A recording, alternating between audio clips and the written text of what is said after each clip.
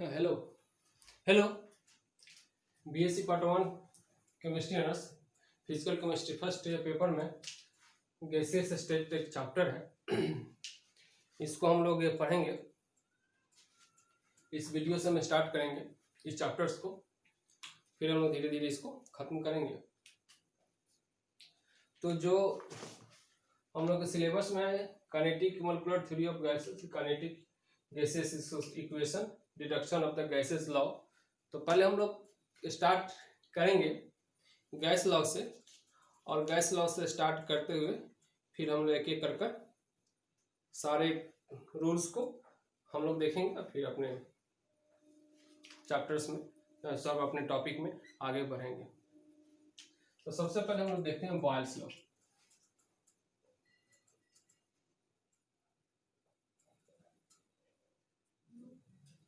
Boyle's law क्या कहता है? तो बॉयल्स लॉ कहता है कि पहले इसको हम समझें यहाँ पे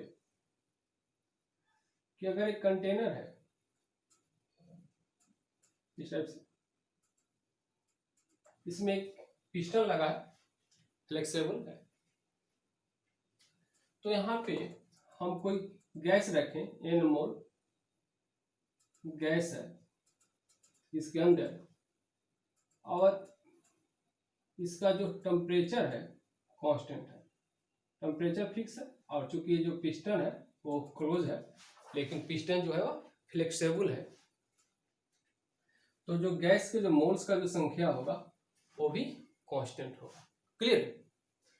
तो कहता है कि अगर हम इसमें प्रेशर अप्लाई करें, यानी कि ऊपर से अगर हम प्रेशर दें, तो पिस्टन यहाँ तक आ सकता है या इसको और नीचे भी आ सकता है। जितना हम प्रेशर देंगे पिस्टन उतना ही नीचे आएगा। क्यों आएगा? क्योंकि हम जानते हैं कि जो गैसेस होते हैं वह कंप्रेसेबल होते हैं, यानी कि गैस को अगर हम दाबें तो वह कंप्रेस हो जाते हैं, दब जाते हैं। क्लियर?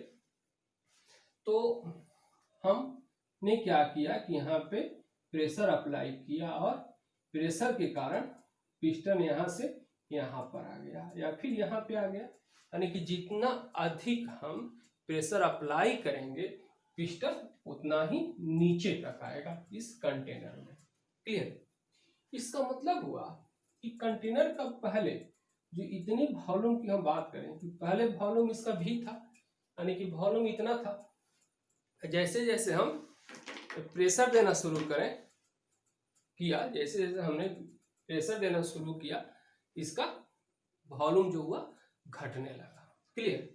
यानी कि हम कह सकते हैं ना कि अगर गैस के मोल्स का संख्या कांस्टेंट हो और टेम्परेचर भी कांस्टेंट हो, तो जैसे जैसे ये प्रेशर को हम बढ़ाएंगे कंटेनर का वॉल्यूम होगा, यानी कि जो गैस का वॉल्यूम होगा वो धीरे धीरे कम होगा, वैसे वैसे कम होगा। क्लियर? यही बात बॉयल साहब ने कहा था। क्या कहा था? कि at constant temperature T and number of moles of gas N on rising pressure P, volume of gas भी डिक्रीज। गैस का जो वॉल्यूम होगा वह डिक्रीज होगा। क्लियर? यानी कि अगर हम बात करें कि इनमें किस टाइप का रिलेशन आएगा, तो आप कह सकते हैं कि इनवर्स का रिलेशन आएगा, यानी कि P inversely proportional V at constant Tn n। इस चीज को हमेशा ध्यान रखा जाएगा कि बॉयल्स लॉ उसी समय तक लागू होगा, उसी समय तक अप्लीकेबल होगा जब टेम्परेचर और number of moles of gas constant है। अगर एक कांस्टेंट नहीं हो तो फिर बॉयल्स लॉ नहीं होगा। इस बात को हम समझेंगे। हम लिख सकते हैं ना कि P भी इक्वल टू, इसको अगर हम इधर भेजें, या फिर ऐसे हम लिख सकते हैं ना कि P इक्वल टू एक कांस्टेंट लेते हैं K by P। K is a constant, clear. तो के इज ए कांस्टेंट कर, तो हम लिख सकते हैं कि P V is equal to constant. Clear. इसी टाइप से हम लिख सकते हैं ना कि P1 V1 is equal to constant, P2 V2 is equal to constant, यानी कि P1 V1 is equal to P2 V2। एक रूल है, लॉ है, this is A Boyle's law. Clear. तो बॉयल्स लॉ, इसको अगर हम डिफरेंट ग्राफ पे अगर हम बात करें, graphical representation of the Boyle's law अगर हम बात करें कि ग्राफिकल रिप्रेजेंटेशन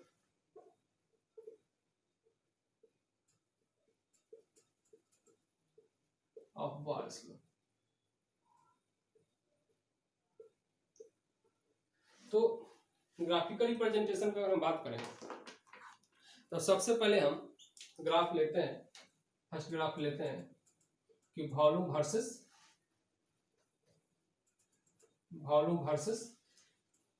प्रेशर। क्लियर। तो इस एक्सिस पे अगर हम वॉल्यूम लें लीटर में और इस एक्सिस पे हम प्रेशर लें, क्लियर, एटीएम में ले लेते हैं। क्लियर। तो ग्राफ हमारा कुछ इस टाइप से, ग्राफ हमारा कुछ इस टाइप से आएगा। क्लियर। इसको हम और सारे ग्राफ को अगर हम बात करें, इसी ग्राफ को चलिए कहीं पे और देख लेते हैं, जो अगर हम ग्राफ अगर हम प्रेशर वर्सेस वॉल्यूम है वहां पे 1/वॉल्यूम कर दें, क्या करते हैं 1/वॉल्यूम कर दें, यानी कि इस एक्सिस पे हम प्रेशर लें एटीएम में और इस एक्सिस पे अगर हम 1/वॉल्यूम लें, क्या लें वॉल्यूम लें, तो रिजल्टेंट ग्राफ हमारा कुछ इस टाइप से है। क्लियर। ग्राफ आपको बहुत ढंग से याद रखनी है, इस टाइप से आएगा। उसके बाद हम और बात करते हैं, इसको साफ कर देते हैं।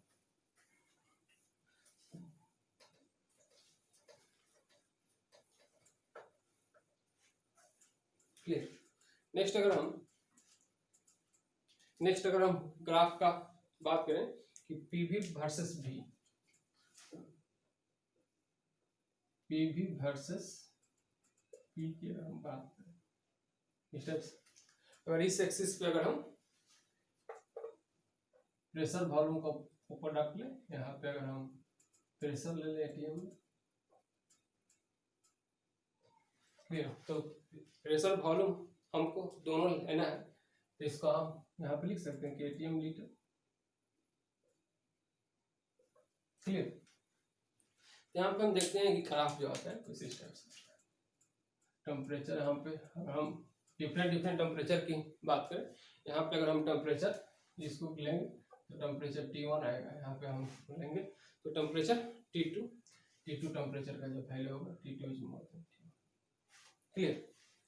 तो इस टाइप से ग्राफ आएगा। फिर अगर हम प्रेशर वॉल्यूम का ही बात करें, प्रेशर वर्सेस वॉल्यूम, अगर हम टेम्परेचर को यहाँ पे कंसीडर करें,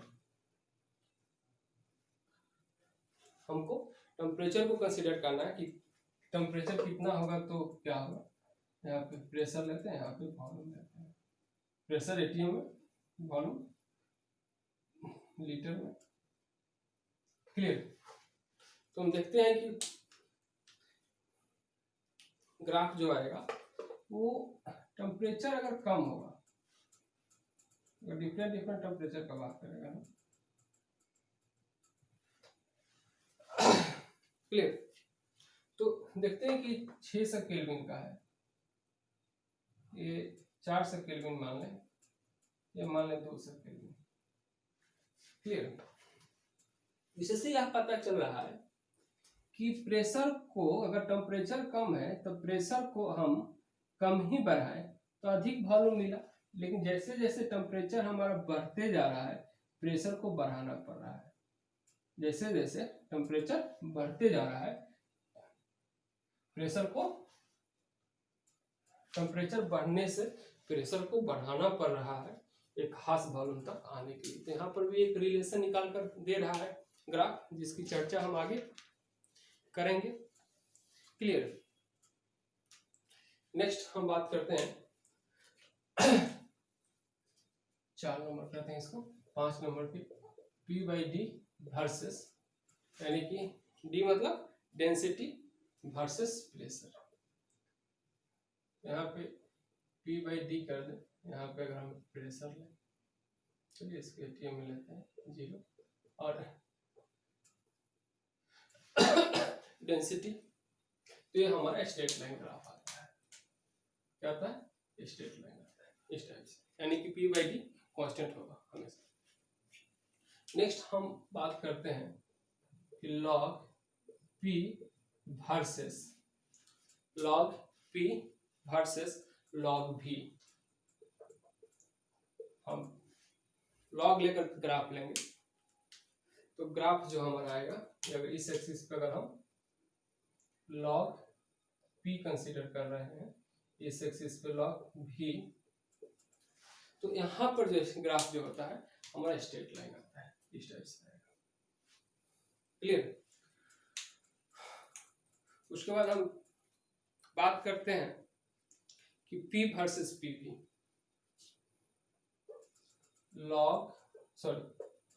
P वर्सेस PV। यहाँ पे अगर हम P लें, यहाँ पे अगर हम PV लें,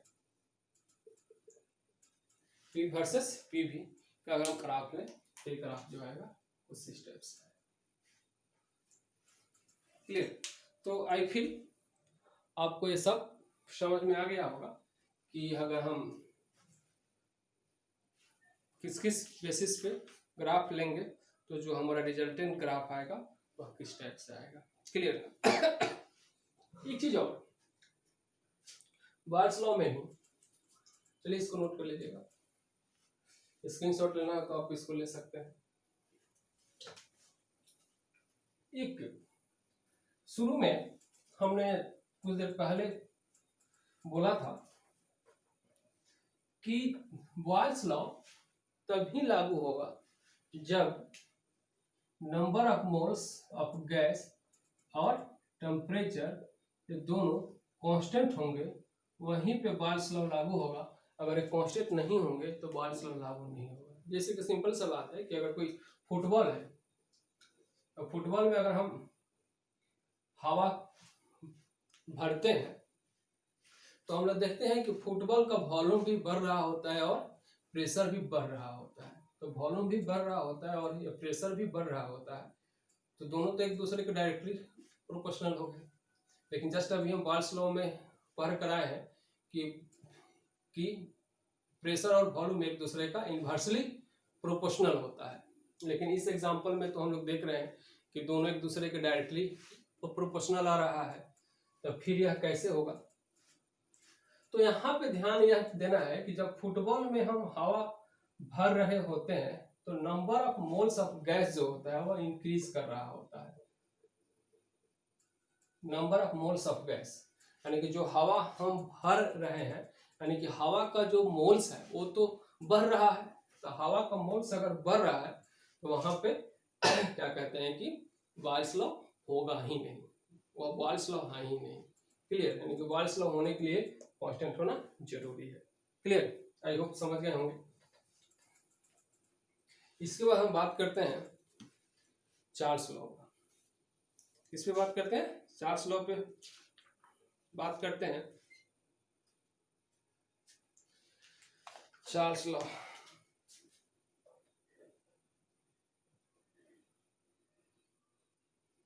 चार्ल्स लॉ, तो चार्ल्स लॉ का जो रिलेशन है और टेम्परेचर और वॉल्यूम में है। क्लियर। सपोज दैट कि आपने यहाँ पे एक कंटेनर लिया, या कंटेनर में एक फ्लेक्सिबल पिस्टन लगा दिया आपने, फ्लेक्सिबल मतलब अप डाउन कर सकता है, उसको फ्लेक्सिबल कहते हैं। इसमें आपने गैस डाल दिया, इसके मोल्स एन है, गैस का जो मोल्स है वो एन है, यानी कि फिक्स मोल्स है। क्लियर। ऊपर का जो प्रेशर है, प्रेशर पी जो है ये भी फिक्स कर दिया आपने, कांस्टेंट कर दिया। क्लियर। अब आप क्या करो कि नीचे से आप हीट देना शुरू कर दो। आप हीट दोगे तो क्या होगा, टेम्परेचर राइज होगा, और टेम्परेचर जब राइज होगा तो गैसेस मॉलिक्यूल कहाँ होंगे, फैलेंगे, दूर जाना चाहेंगे। तो ऐसे कंडीशन में अगर दो दूर जाना चाहेंगे और ऊपर का प्रेशर जो है वो कांस्टेंट है, कह सकते हैं कि जब यहाँ पे गैस है उस समय गैस का प्रेशर और ऊपर से जो लगने वाले प्रेशर है, इनकी एक्सटर्नल और इंटरनल प्रेशर जो है एक दूसरे के इक्वल है। क्लियर। तो नीचे का प्रेशर जैसे ही बढ़ेगा इस कंटेनर के अंदर का, पिस्टन क्या होगा, ऊपर खिसकना शुरू कर देगा, पिस्टन ऊपर खिसकना शुरू कर देगा। तो पिस्टन ऊपर खिसकना शुरू कर देगा, इसका मतलब हुआ कि जो वॉल्यूम है वो बढ़ गया, वॉल्यूम है वो बढ़ गया। यानी कि हम कह सकते हैं ना कि अगर प्रेशर कांस्टेंट है और number of moles of gas constant है, तो अगर हम टेम्परेचर को बढ़ा दें तो गैस का जो वॉल्यूम होता है वो बढ़ जाता है। क्लियर। तो देखिए at constant pressure P and number of moles of gas N at constant temperature P and number of moles of gas N on rising temperature T, volume of gas V increase। यानी कि दोनों में जो relation आया है वह किस type का रिलेशन है, तो डायरेक्टली प्रोपोर्शनल। क्लियर। यानी कि V directly proportional T at constant what P and N। ये कांस्टेंट होगा तभी यह नियम लागू होगा, कांस्टेंट नहीं होगा तो नियम लागू नहीं होगा। इसका भी हम चर्चा बाद में करेंगे। तो आप लिख सकते हैं ना कि V is equal to K T, where K is a constant. Clear. आप लिख सकते हैं कि V by T is equal to constant. इसी टाइप से आप लिख सकते हैं कि V1 by T1 is equal to constant, तो V2 by T2 is equal to constant. Clear. आप लिख सकते हैं ना कि V1 by T1 is equal to V2 by T2। Clear. तो ये जो है आपका चार्ल्स लॉ है, V1 by T1 is equal to V2 by T2, this is a Charles law. अब हम बात करते हैं, कुछ ग्राफ का बात करते हैं। क्लियर। तो सबसे पहले हम बात करते हैं कि वॉल्यूम ग्राफिकल रिप्रेजेंटेशन में फर्स्ट हम बात करते हैं कि V versus T, volume versus temperature. तो कहते हैं कि वॉल्यूम वर्सेस टेम्परेचर अगर हम ग्राफ लें, वॉल्यूम लीटर में लेते हैं, टेम्परेचर हम केल्विन में लेंगे। क्लियर। तो केल्विन में लेंगे, तो यहाँ पे जीरो नहीं, यहाँ पे हम टेम्परेचर करते हैं 273 माइनस 273 से आते हैं कि इसको हम एब्सोल्यूट जीरो टेम्परेचर करते हैं 0.15। अब इसको यहाँ कर दिए तो टेम्परेचर को आप कर सकते हो कि डिग्री सेल्सियस हो गया। क्लियर। तो कहते हैं ग्राफ कुछ इस टाइप से,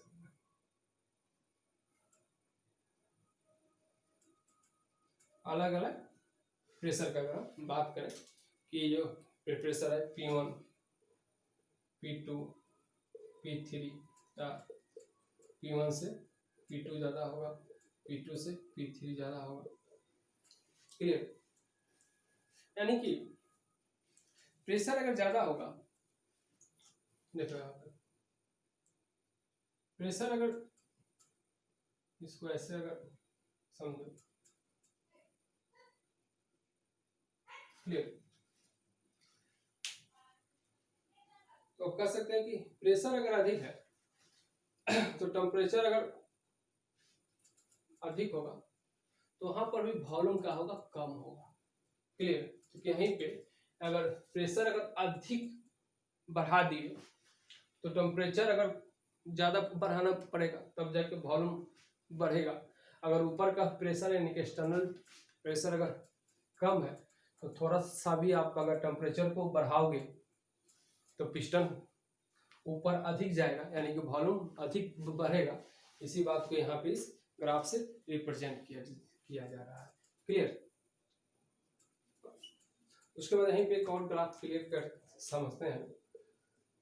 दूसरा ग्राफ हम लोग लेते हैं कि log V versus log T, log V versus log T। तो log V versus log T अगर हम ग्राफ लें, यहाँ पे लेते हैं इस एक्सिस पे लॉग V लेते हैं, यहाँ पे लॉग T लेते हैं। क्लियर? तो यहाँ से इस टाइप से ग्राफ आएगा। क्लियर?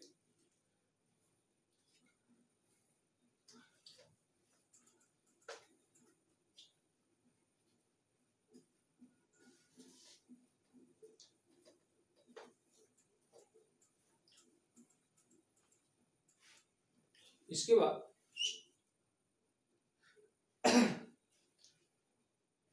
हम ग्राफ लेते हैं V/T versus T, V/T versus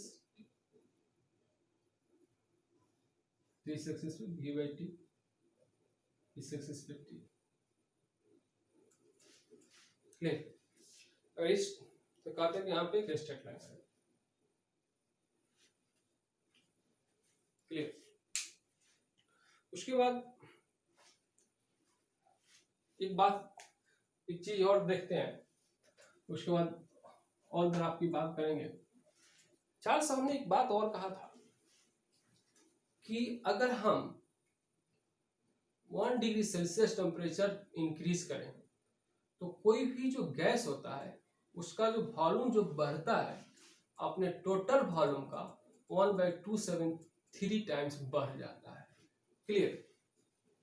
यानी कि सपोर्टेड कि अगर टेम्परेचर अगर 0 डिग्री सेल्सियस है, एक चीज को याद रखिएगा कि -273 डिग्री केल्विन को हम 0 डिग्री सेल्सियस कहते हैं, लेकिन 1 केल्विन का चेंज 1 डिग्री सेल्सियस के चेंज के बराबर होता है। तो जहां पर अगर हम चेंजेस में केल्विन बोले या डिग्री सेल्सियस बोले, चेंजेस में वैल्यू दोनों का सेम होता है। यानी कि 1 केल्विन का चेंज जो होता है, चेंज 1 डिग्री सेल्सियस के चेंज के बराबर होता है। चेंज के बराबर होता है, दोनों का वैल्यू आपस में बराबर नहीं होता है, चेंजेस जो होते हैं वो बराबर होते हैं। क्लियर? तो कहता है कि अगर कोई गैस है जिसका टेम्परेचर 0 डिग्री सेल्सियस है, उसका वॉल्यूम सपोर्टेड की 1 लीटर है। कितना है? 1 लीटर है। इसका अगर हम 1 डिग्री सेल्सियस टेम्परेचर कर दें तो इसका वॉल्यूम क्या होगा? बढ़ेगा। वॉल्यूम बढ़ेगा तो कितना से बढ़ेगा? तो कहता है कि 1 + 1 का 1/273 टाइम्स बढ़ेगा, यानी कि अपने टोटल वॉल्यूम का 1/273 टाइम्स बढ़ जाता है। तो वॉल्यूम हुआ कितना? तो इतना हो गया कि पहले का 1 और बढ़ा कितना? तो 1 का 1/273 टाइम्स। अब दोनों को जोड़ देंगे तो 1 डिग्री सेल्सियस पे जो इतना वॉल्यूम गैस का होना चाहिए ये इसका वॉल्यूम आएगा। क्लियर? यही बात को अगर हम जरा देखते हैं, चार्ल्स साहब ने कहा था कि if we raise temperature of a gas by 1 degree Celsius temperature or 1 Kelvin temperature, volume of gas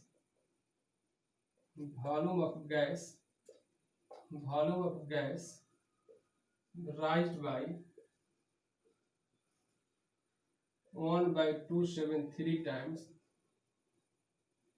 of its initial volume। Initial volume का 1/273 टाइम्स वॉल्यूम बढ़ेगा। क्लियर? और इस बात को हम जरा समझते हैं कि let volume of gas at 0 degree Celsius is V0। 0 degree Celsius पे गैस का वॉल्यूम कितना है? तो V0। तो volume of gas at T degree Celsius, तो T डिग्री सेल्सियस की अगर हम बात करें तो कितना हो जाएगा कि V0 प्लस V0 या V0 इंटू 1/273 होगा। क्लियर? सॉरी, T/273 होगा। यानी कि अगर हम इसको एलसीएम लेकर ऐड करें तो कितना होगा? 273 by V0 plus V0, LCM 273 हो गया तो 273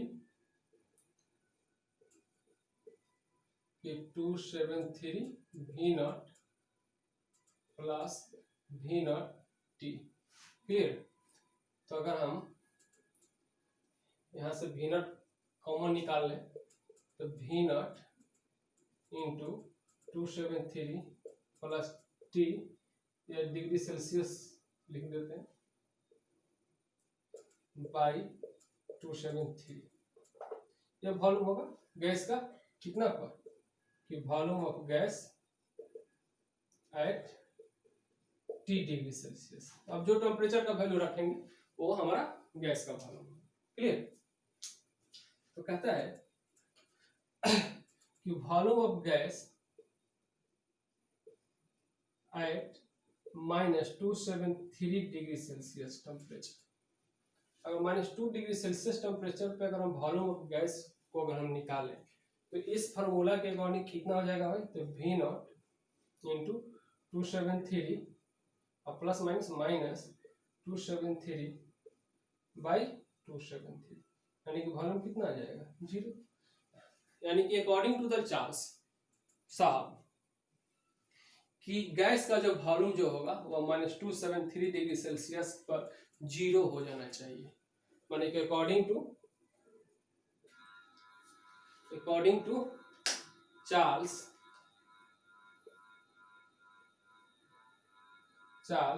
volume of gas should be 0 at -273 degree Celsius temperature. Clear? लेकिन ऐसा वास्तव में होता नहीं है, और ऐसा वास्तव में होता नहीं है इसके पीछे रीजन क्या है? कि रीजन ये है कि जैसे हम गैस को कूल करना चाहेंगे, गैस को ठंडा करेंगे, गैस क्या होगा कि वॉल्यूम 0 होने से पहले गैस लिक्विड में कन्वर्ट हो जाएगा, और जैसे ही गैस लिक्विड में कन्वर्ट हो जाता है चार्ल्स लॉ वहाँ पे फेल हो जाता है। और चार्ल्स लॉ जो एप्लीकेबल होता है वह गैस के लिए होता है, लिक्विड के लिए एप्लीकेबल नहीं होता है, तो वहाँ पे नियम फेल कर जाता है। क्लियर? तो यह कहता है कि but this is not possible,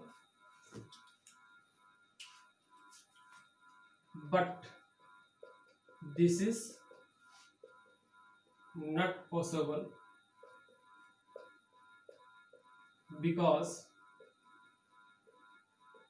during cooling gas change into liquid, when gas change into liquid Charles law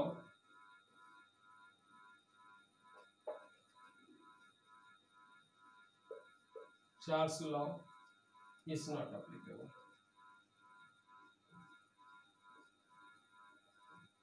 is not applicable. अब जैसे ही गैस लिक्विड में चेंज हो गया, अब वहां पे चार्ल्स लॉ फेल हो गया, अब चार्ल्स लॉ वहां पे लगेगा नहीं, बात ही खत्म हो गई चार्ल्स लॉ। क्लियर? इसलिए पॉसिबल नहीं होता है, और एक वास्तव में आइडियल गैस के लिए होता है और रियल गैस के लिए नहीं होता है। इसकी चर्चा हम लोग आगे करेंगे। क्लियर? तो ये बात आप समझ गए होंगे। उसके बाद अब हम इस पे हम ग्राफ देखें। क्लियर? कहते हैं कि अगर हम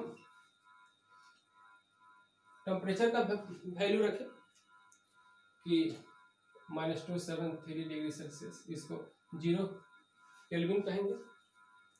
यहाँ पे अगर हम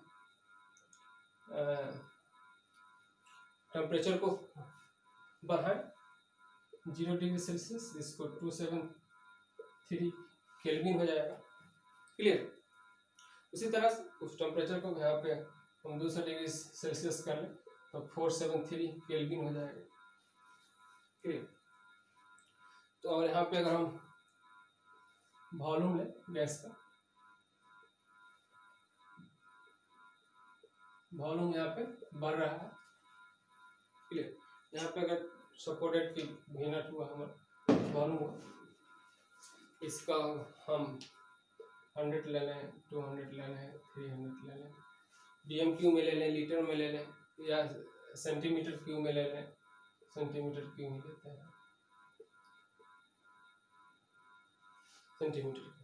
तो कहता है कि अगर हम इस टाइप से ग्राफ,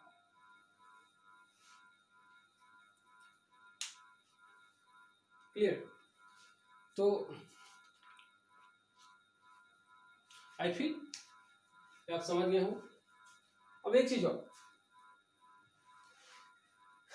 चार्ल्स लॉ के लिए हम बात किए थे कि चार्ल्स लॉ एप्लीकेबल तभी होगा जब प्रेशर कांस्टेंट होगा एंड मोल्स कांस्टेंट होगा।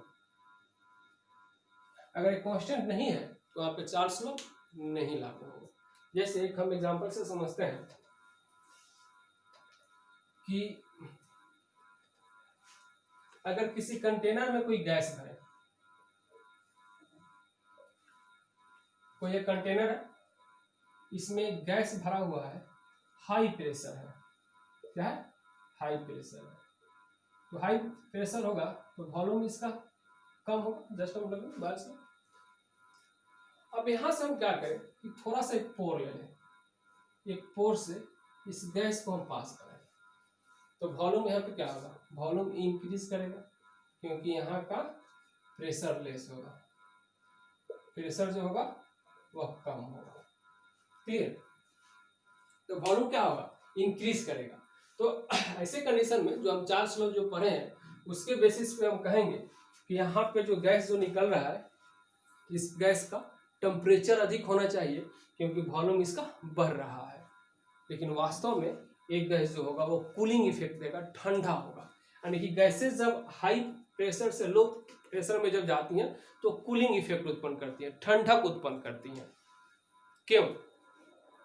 तो आप तो कहोगे कि सर चार्ल्स लॉ तो यहाँ पे फेल हो गया। तो नहीं, चार्ल्स लॉ यहाँ पे हाँ ही नहीं, क्योंकि चार्ल्स लॉ वहां पे लागू होगा जहां पे प्रेशर कांस्टेंट होगा, यहाँ पे प्रेशर कांस्टेंट नहीं है। क्लियर? अब बात रहा कि गैस जो कूलिंग इफेक्ट देगा, ठंडापन देगा, वह क्यों देगा? तो इसलिए देगा कि यहाँ पे गैसेस है, इसका वॉल्यूम कम है, तो वॉल्यूम कम है तो गैसेस मॉलिक्यूल एक दूसरे के बीच में अधिक, एक दूसरे के पास है, एक दूसरे के पास है तो इनके बीच में फोर्स ऑफ अट्रैक्शन अधिक लग रहा है, फोर्स ऑफ अट्रैक्शन अधिक लग रहा है। क्लियर? लेकिन जैसे ही यहाँ पे आए गैसेस मॉलिक्यूल क्या हो गए? दूर हो गए। तो गैसेस मॉलिक्यूल जब दूर हो गए तो इनके बीच का जो फोर्स ऑफ अट्रैक्शन था वह टूट गया, फोर्स ऑफ अट्रैक्शन टूट गया।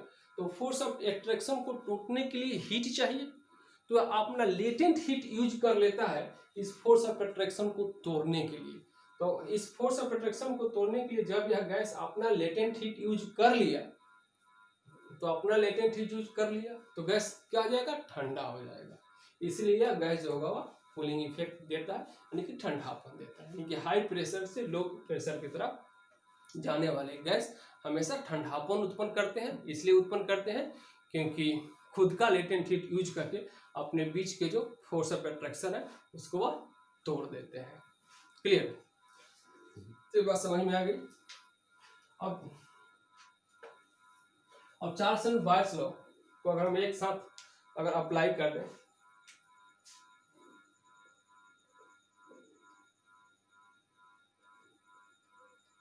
एक साथ अप्लाई कर दें, क्लियर? तो पीवी इक्वल टू कांस्टेंट क्या है, बायर्स लॉ है, और v by T equal to constant क्या है, चार्ल्स लॉ है। आप लिख सकते हो कि P V by T equal to constant. Clear?